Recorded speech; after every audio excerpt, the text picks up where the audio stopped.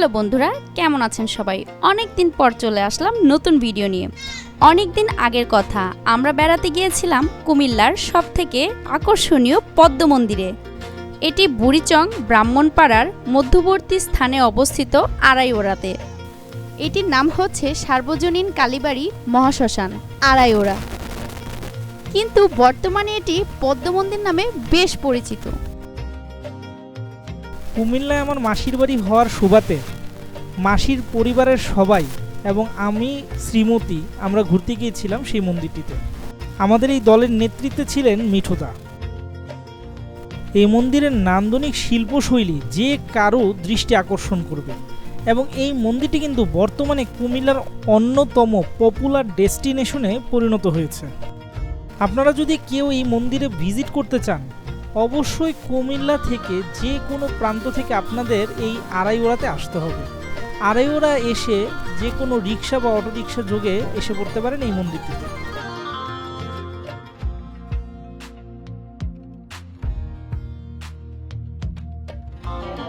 হরে কৃষ্ণ বন্ধুরা, সারাদিন ঘুরতে ঘুরতে এখন প্রায় রাত হয়ে গেছে।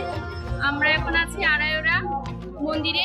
পিছনে দেখতেই পাচ্ছেন একদম পদ্ম পাতার ডিজাইনের কত সুন্দর একটি মন্দির। মানে এর আগে কখনো আমরা এরকম ডিজাইনের বা এরকম সুন্দর মন্দির দেখিনি, এই প্রথম। দিনের বেলাও এই মন্দিরের সামনে দিয়ে গিয়েছি, তখন একরকম সুন্দর ছিল, রাতের সৌন্দর্য যেন আরো বর্ধিত হয়েছে। সাথেই থাকুন, ঘুরে ঘুরে পুরো মন্দিরটা আশা করে আপনাদেরকে দেখানোর চেষ্টা করব। হরে কৃষ্ণ।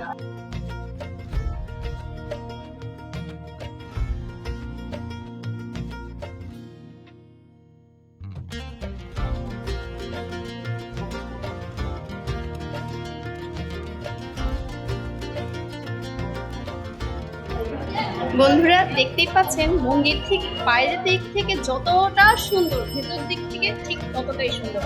এখন আছি আমি মন্দিরের ভেতরে। মাঝখানে হলো আসন রয়েছে এবং চারপাশে পরিক্রমা করছি।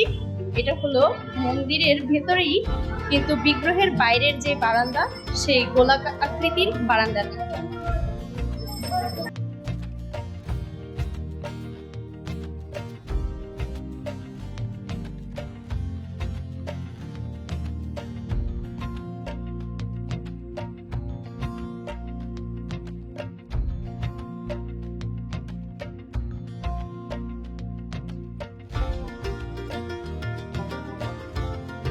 এই মন্দিরে মোটামুটি বলা যায় 12 মাসে 13 পার্বণ হয়।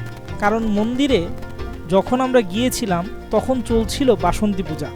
বাসন্তী পূজা সাধারণত সব মন্দিরে হয় না, কিন্তু এই মন্দিরে কিন্তু বাসন্তী পূজা অনুষ্ঠিত হচ্ছিল। মন্দির প্রাঙ্গণে রয়েছে একটি বটবৃক্ষ। এই বটবৃক্ষে অনেকে মানত করে আগরবাতি, মোমবাতি এবং ভোগ অর্পণ করে থাকে। এছাড়াও অনেকে সোতাও বেঁধে এই মন্দিরের বট বৃক্ষকে পূজা করে থাকে। বাসন্তী পূজা উপলক্ষে এবং শারদীয় দুর্গাপূজা উপলক্ষে প্রতি বছর এই মন্দিরে বসে মেলা, আর এই মন্দিরের অষ্টমী স্নানও হয়ে থাকে ধুমধামের সাথে।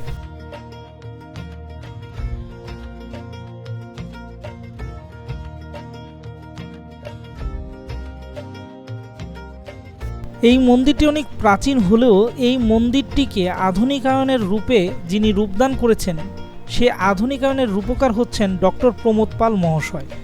তার পৃষ্ঠপোষকতায় এই মন্দিরটি 19শে মে 2020 খ্রিস্টাব্দে একটি আধুনিক মন্দিরে পরিণত হয় এবং সারা বাংলাদেশব্যাপী পদ্ম মন্দিরের নামে পরিচিতি লাভ করে।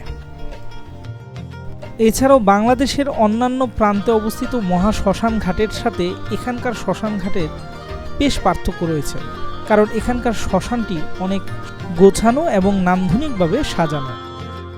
যদি কখনো কুমিল্লা বেড়াতে যান, তবে কিন্তু অবশ্যই আড়াইওড়ায় অবস্থিত এই কালী মন্দিরটি ভ্রমণ করতে ভুলবেন না। এবং অবশ্যই এরকম আরও নিত্য নতুন ভিডিও পেতে আমাদের ফেসবুক পেজটি ফলো করে রাখুন এবং চ্যানেলটি সাবস্ক্রাইব করে রাখুন। পাশে থাকার জন্য ধন্যবাদ।